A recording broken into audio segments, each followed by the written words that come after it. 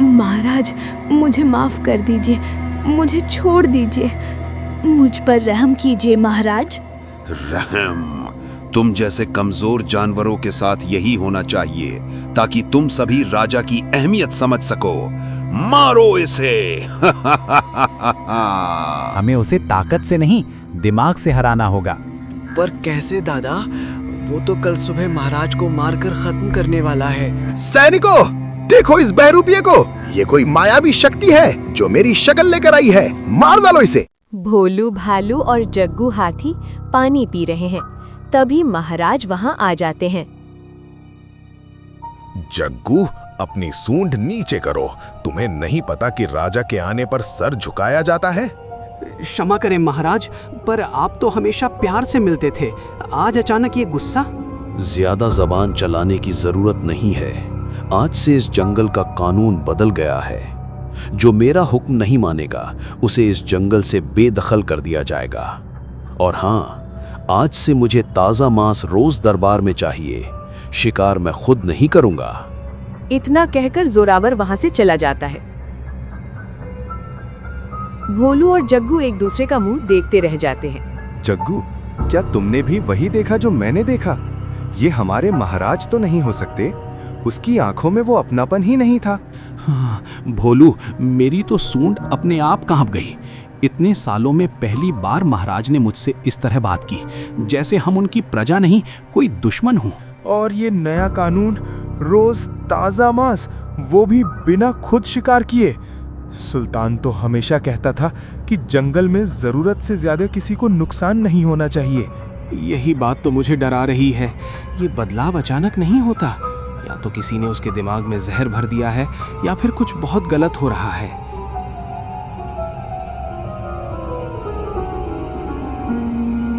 भाई, ये क्या हो रहा है? सालों पहले शिकार बंद हो गया था, पर अब फिर से ये लोहे के जाल और जहरीले तीर कहां से आ गए? सिर्फ तीर ही नहीं बहन, कल रात मैंने कुछ शिकारियों को महाराज की गुफा से बाहर निकलते देखा था। मुझे यकीन नहीं हो रहा, पर ऐसा लगता है जैसे महाराज खुद शिकारियों की मदद कर रहे हैं। मैं तो कहती हूँ सबको बुलाओ और चलो अभी दरबार चलते हैं। महाराज हमारी बात जरूर सुनेंगे। वो हमें इस नरक से बचाएंगे। हाँ, तुम सही कह रही हो। हमें एक बार महाराज से बात करनी ही चाहिए। सभी लोग महाराज के पास पहुंच जाते हैं। महाराज, रहम कीजिए। जंगल में शिकारी वापस आ गए हैं। हमारे बच्चे मारे जा रहे हैं। कृपया कुछ कीजिए। शिकार? शिकार तो कुदरत का नियम है। शिकारी कमजोर जानवरों को मार रहे हैं तो इसमें बुरा क्या है? जंगल में सिर्फ ताकतवर को जीने का हक है। महाराज, ये आप क्या कह रहे हैं? आप तो हमारी रक्षा की कसम खाते थे। खामोश। अगर किसी ने दोबारा शिकार की शिकायत की तो अगला नंबर उसका होगा। लोमी, इन सबको यहाँ से धक्का देकर बाहर निकालो। सुना नहीं अभी तुमने? अपनी जान प्यारी है तो अभी यहाँ से भाग जाओ। सब जानवर डर कर बाहर भागते हैं। ऐसे ही कुछ दिन बीत जाता है। पूरे जंगल में डर का माहौल होता है।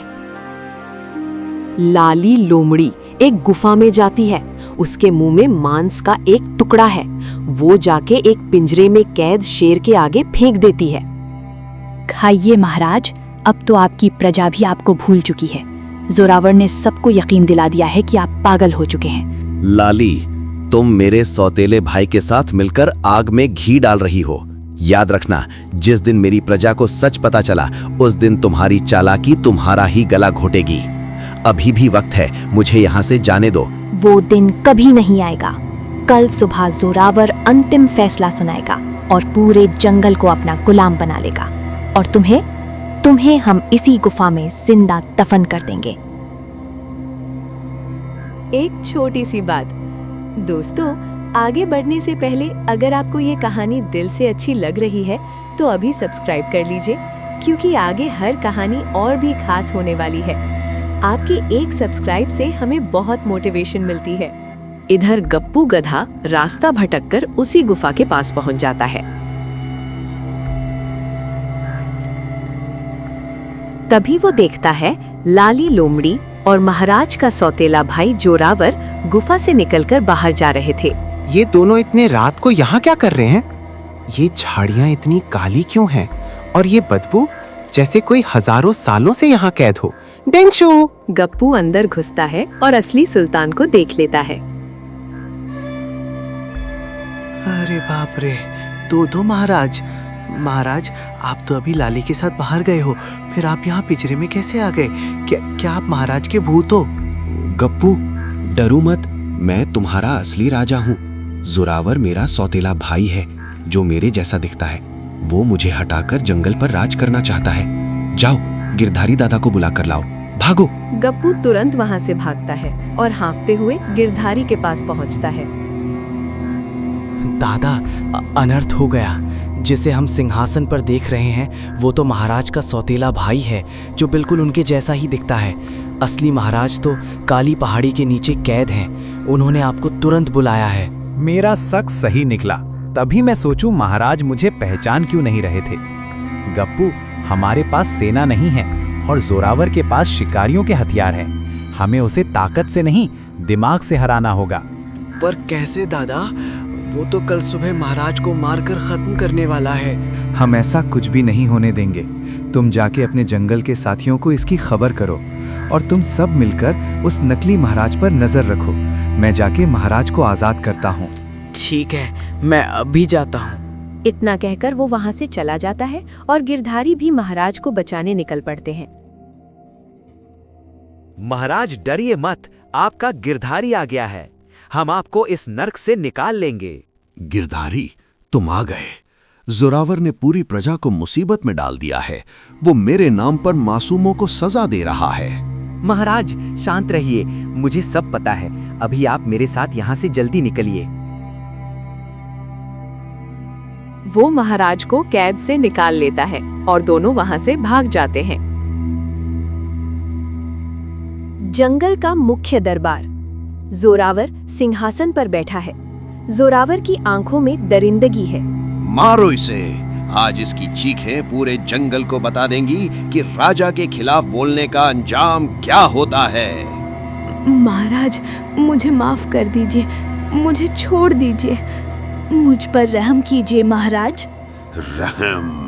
तुम जैसे कमजोर जानवरों के साथ यही होना चाहिए ताकि तुम सभी राजा की अहमियत समझ सको। मारो इसे। जैसे ही लोमड़ी उसकी तरफ बढ़ती है, अचानक एक ऐसी दहाड़ गूंजती है जिससे पूरा दरबार कांप उठता है। कोहरे को चीरते हुए असली सुल्तान गिरधारी दादा और गप्पू के साथ प्रवेश करते हैं। ठहर जा लाली, अगर मेरी प्रजा को हाथ भी लगाया तो मैं तुम्हें जिंदा नहीं छोड़ूंगा। पूरा दरबार सन्न। सब जानवर अपनी आंखों पर यकीन नहीं कर पा रहे। दो एक जैसे दिखने वाले शेर आमने सामने खड़े हैं। दो महाराज, ये क्या करिश्मा है? असली सुल्तान को देखते ही लाली के पसीने छूट जाते हैं। अरे बाप रे, इसे तो मैंने कैद कर रखा था। ये बाहर कैसे आ गया? ये तो मौत को चकमा देकर वापस आ गया। अब यहाँ रुकी तो मेरी खाल के पायदान बन जाएंगे। वो यहाँ से भाग लेने में ही भलाई है, नहीं तो ये मुझे कच्चा चबा जाएगा। भाग रे लाली, भाग यहाँ से। लाली बिना एक पल गवाए दबे पांव झाड़ियों की तरफ भाग निकलती है। देखो देखो, साजिश की महारानी तो बिना बताए छुट्टी पर निकल गईं। सैनिकों, देखो इस बहरूपिये को। ये कोई मायावी शक्ति है जो मेरी शक्ल लेकर आई है। मार डालो इसे। बंद करो ये नाटक। शक्ल तो तूने चुरा ली जोरावर, पर वो रूह कहां से लाएगा जो अपनी प्रजा के लिए धड़कती है? तूने क्या सोचा था? तुम मेरी शक्ल लेकर इस सबको बेवकूफ बनाते रहोगे। तुम्हारी इन्हीं हरकतों की वजह से तुम्हें पिताजी ने जंगल से निकाला था, क्योंकि तुम सच में राजा बनने के काबिल ही नहीं थे। तूने प्रजा को अपने ऐसो आराम के लिए परेशान किया। तूने भोलू का अनाज छीना। ये एक राजा का नहीं, एक सड़क छाप लुटेरे का काम है। उतर नीचे। मैं नहीं उतरूंगा। मैं तेरा भाई हूँ। इस गद्दी पर मेरा भी हक है। देख जोरावर, हक खून से नहीं, काबिलियत से मिलता है।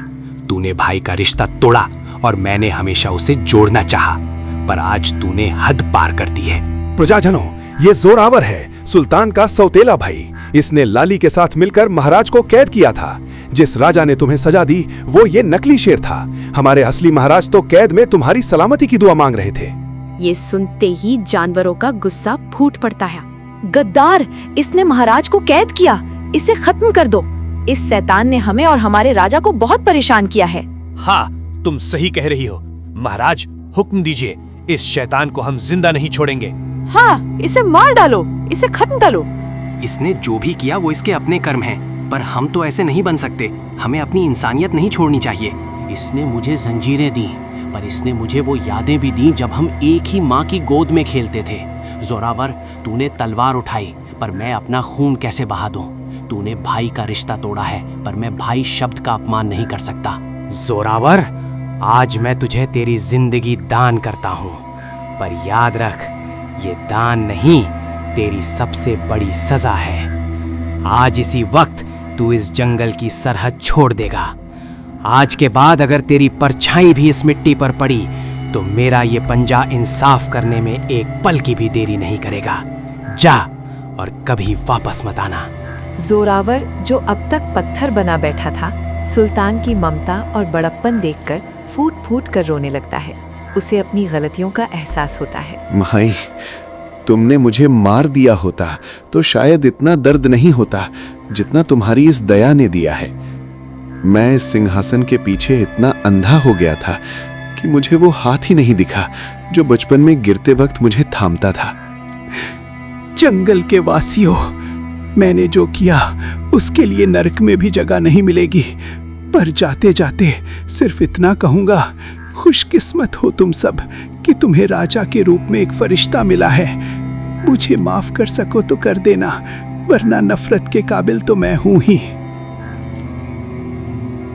जोरावर सिर झुकाए हुए धीरे धीरे जंगल की सरहद की ओर बढ़ने लगता है। कोहरे में उसका साया धुंधला होने लगता है। लाली लोमड़ी पहले ही भाग चुकी है। दादा, आज पहली बार मुझे लगा कि शेर सिर्फ दहाड़ से नहीं, अपने दिल से जंगल का राजा कहलाता है। जंगल अब सुरक्षित है। जाओ, आज की रात सुकून की नींद सो। सभी लोग अपने असली राजा को पाकर बहुत खुश होते हैं और जंगल में खुशियां वापस आ जाती हैं। तो दोस्तों, मेरा आपसे एक सवाल, इस कहानी से आपको क्या सीख मिली? कमेंट में जरूर बताना। और हाँ दोस्तों, अगर आपको ये कहानी पसंद आ रही है ना, तो वीडियो को लाइक कर देना और हमारी फैमिली में जुड़ने के लिए चैनल को सब्सक्राइब जरूर कर देना, क्योंकि अगली कहानी और भी ज्यादा मजेदार होने वाली है। वो मिस मत कर देना।